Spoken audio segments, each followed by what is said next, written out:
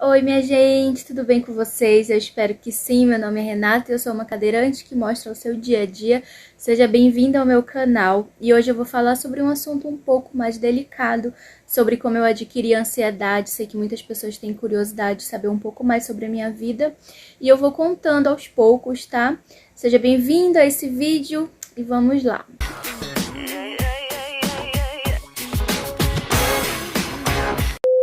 Primeiramente, eu quero pedir para você se inscrever no meu canal. Mais de 80% das pessoas que assistem os meus vídeos não são inscritos. Então, por favor, me dê essa forcinha, tá? Vou entregar muitos vídeos legais ainda. Então, já se inscreve no meu canal, curte meu vídeo. Comenta o que você quiser perguntar também, para eu gravar um outro vídeo, né, de curiosidades. Fiquem à vontade. E, segundamente, há 3 anos eu perdi minha mãe. Ela morava comigo, era só nós duas. E é um assunto muito delicado, né, pra eu falar. Eu não me sinto ainda muito à vontade pra falar sobre isso, então eu não vou entrar em detalhes sobre isso, né. Eu vou falar somente mesmo como foi que eu adquiri a ansiedade.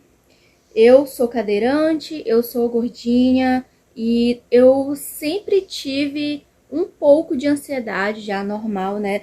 A minha ansiedade não é nada assim tão grave a ponto de...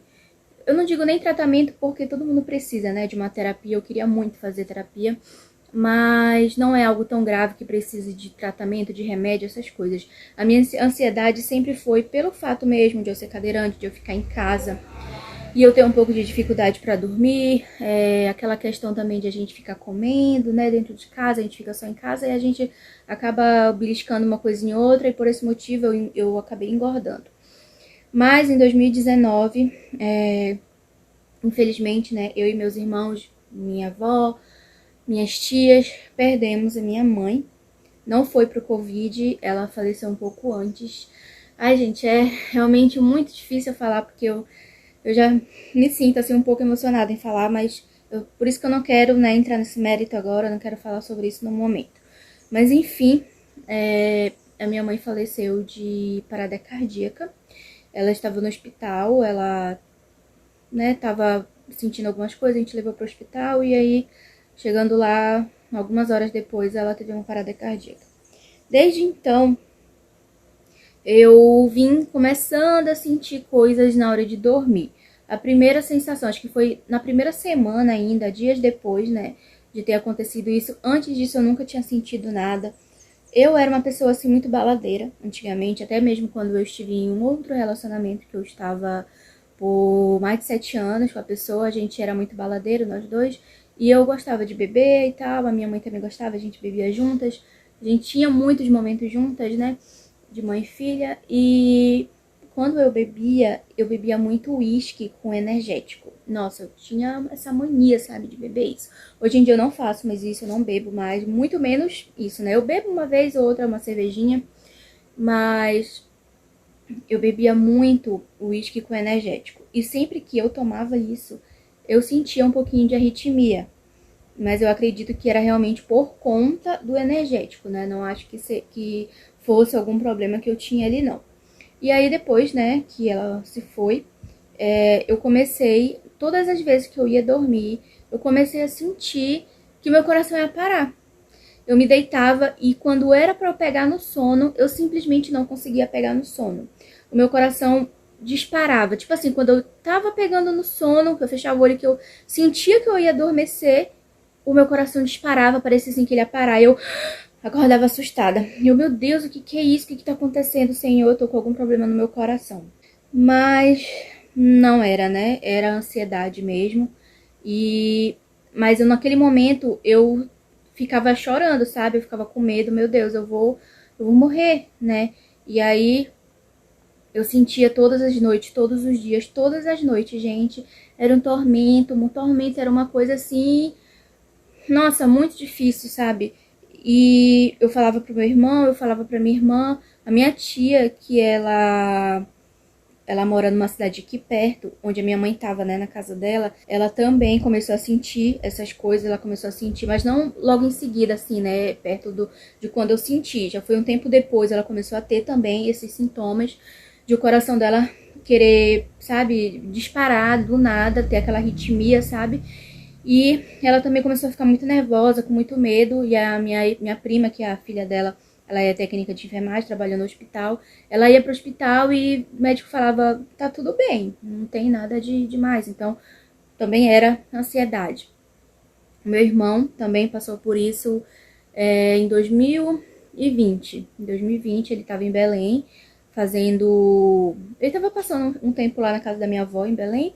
E aí ele acordou. A sorte é que meu pai estava em casa nesse dia. Meu pai mora aqui, né? Mas nesse dia ele estava lá. E aí ele acordou passando muito mal, era muito cedo.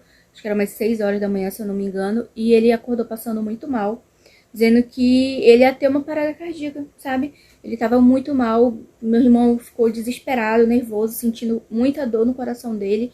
E o meu pai desesperado, tava com a esposa dele lá, e aí eles foram pro hospital.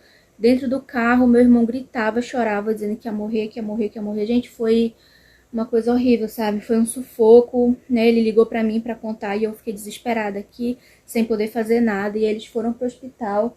Chegando lá, o meu irmão fez inúmeros exames e simplesmente não tinha nada, não aconteceu nada. O médico falou, você não tem nada. Ele fez vários exames, né?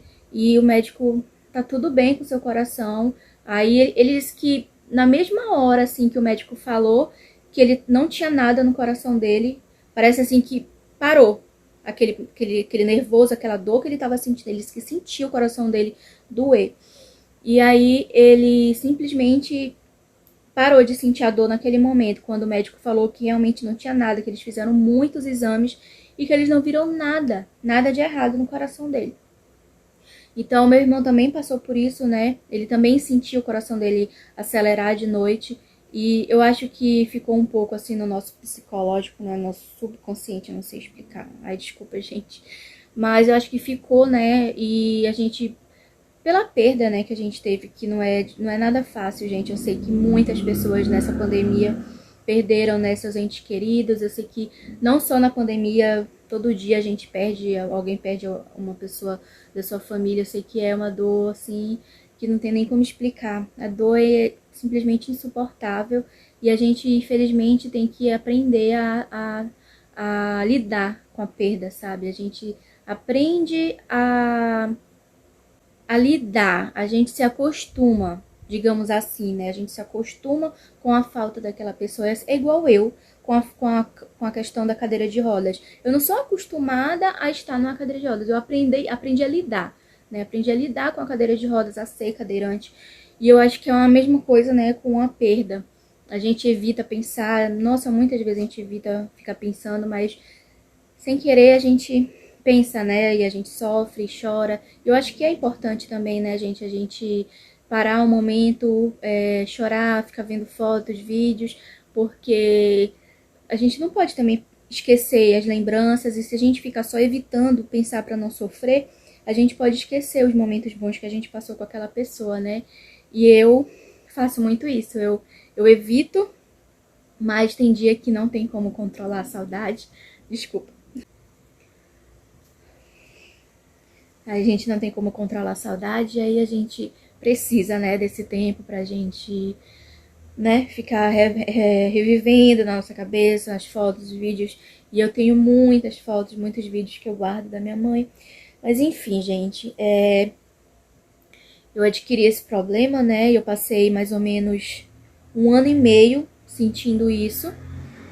Não era todo santo dia, mas logo no começo eu fiquei uns 3 meses sentindo isso todo santo dia. Toda vez que eu ia pegar no sono, alguma coisa me impedia de pegar no sono e o meu coração disparava e parecia assim que ele ia parar. Eu sentia que se eu pegasse no sono eu ia morrer, o meu coração ia parar de bater. Era a sensação que eu tinha. Mas eu sabia que aquilo era psicológico, porque durante o dia eu não sentia absolutamente nada. Era só na hora de dormir, sempre, sempre, sempre. E eu já tava ficando... Só que eu também adquiri um outro problema nos meus rins, né? E eu já estava fazendo muitos exames, eu gastei muito, gente, muito, muito com exame, com remédio, com consulta, com táxi. E eu não tinha condições de pagar um cardiologista para fazer um outro exame naquele momento. Eu já estava, nossa, muito, já tinha gastado muito, né? Então eu não tinha condições de fazer um novo exame. para descartar, né, alguma coisa. Então eu tive que conviver com aquilo ali, até que foi ficando um pouco mais esporádico, né? Eu não sentia mais aquilo todos os dias. Eu ficava, tipo, 2 semanas eu dormia bem, super bem, e do nada voltava. Aí eu ficava um mês sentindo aquilo, aí depois uns 10 dias não sentia mais, eu ficava bem. Depois eu voltava a sentir de novo, aí ficava mais 3 semanas, aí voltava a dormir bem. Então isso foi ficando, né? Foi diminuindo, mas eu ainda fiquei sentindo durante um tempo. E aí, depois de alguns meses, eu parei de sentir. Passei um bom tempo sem sentir. E recentemente, há alguns meses atrás, eu comecei a sentir outra coisa de ansiedade também, que era toda vez que eu ia pegar no sono, eu sentia uma dor insuportável na minha barriga. Eu sentia, gente, não era psicológico. Eu sentia uma queimação, uma dor, alguma coisa muito esquisita na minha barriga, como se a minha barriga fosse explodir, sabe? Inclusive teve uma noite que eu tava desesperada e eu falei pro meu marido, amor, eu tô passando muito mal, tô sentindo uma coisa muito esquisita, parece que a minha barriga vai explodir. Ele, tá doida? Como assim? A gente ficou muito preocupado. E quando era durante o dia eu não sentia nada. Gente, eu pegava na minha barriga, não sentia absolutamente nada. Nada, nada, nada. Mas quando eu ia dormir, eu sentia uma queimação, uma dor, uma coisa assim. Parece que alguma coisa ia sair de dentro da minha barriga e explodir ela. Gente, eu não sei explicar, sabe? Eu cheguei a ir num psicólogo. Na verdade, ele veio aqui, né, na nossa casa. E ele me passou um remédio. Eu acho que o nome do remédio era... Acho que era Ritmoneuran, alguma coisa assim. Um remédio natural pra eu tomar, pra aliviar, né, essas coisas, pra ver se eu conseguia dormir. Mas não fez efeito. Eu acho que a primeira noite que eu tomei fez, eu consegui dormir bem. Mas a partir da segunda não fez mais efeito. Gente, eu tomava de 2 comprimidos e eu não conseguia dormir. Não sabia. Simplesmente eu dormia a hora que a minha cabeça queria dormir. Não era eu que controlava, não. Era o meu corpo que decidia, você vai dormir só neste horário. Não adiantava, eu tomava chá de camomila, eu tomava leite quente, porque quando eu era criança, minha mãe me dava leite quente pra dormir e eu pegava no sono. Então eu tomava leite quente, tomava chá de camomila, tomava também esse remédio, nada fazia eu dormir. Eu tinha dia que eu ia dormir 6 horas da manhã, teve um dia simplesmente que eu não dormi. Era 8 horas da manhã, eu não tinha pego no sono. E aí eu ficava igual um zumbi, né, dentro de casa. É horrível a sensação. E aí, gente, essa dor, essa coisa estranha na barriga, já tem, eu acho que 1 mês e meio que eu não sinto mais, né, que eu não tô sentindo mais isso. Mas a ansiedade de ficar acordada com 1000 coisas na cabeça eu ainda tenho. Essa, na verdade, é a ansiedade que eu sempre tive, né, antes de a minha mãe partir. Eu sempre tive esse tipo de ansiedade, de a minha cabeça ficar trabalhando, sabe? Eu tentar dormir, tentar relaxar minha mente, eu coloco até barulho de chuva, barulho de praia, pra ver se eu consigo dormir. Não adianta, quando eu tô atacada de ansiedade, não tem nada que me faça pegar no sono. Gente, é horrível. É horrível você tá com sono e não conseguir dormir. Aí, o meu marido, como ele é muito só vive cansado, né, do trabalho, ele fala, amor, é só pegar no sono, só fechar o olho e dormir, porque ele, gente, é assim, ó, fechou o olho e dormiu.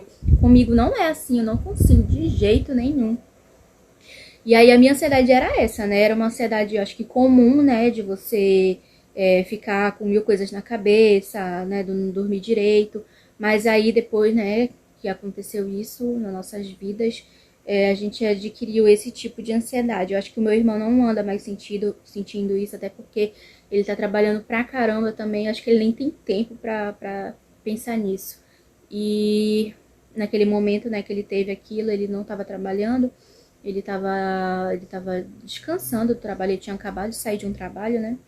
E aí, comigo, né, eu fiquei sentindo isso. E essa última agora que eu senti recentemente, eu fiquei bem preocupada, eu fiquei com muito medo de estar com alguma coisa, mas, gente, eu faço exame, eu faço tomografia, eu faço ultrassom na minha barriga e não tem absolutamente nada, nada. Então, é coisa mesmo da minha cabeça, sabe? A nossa mente é uma coisa que não tem como explicar, as coisas que passam na nossa cabeça não tem como explicar, né? Mas graças a Deus, ultimamente eu não tô sentindo nada. E é muito bom, muito bom você estar bem, você deitar e conseguir dormir. Esses dias agora eu tava tendo um pouco de ansiedade, mas nada assim grave, dava 2, máximo 3 horas eu pegava no sono.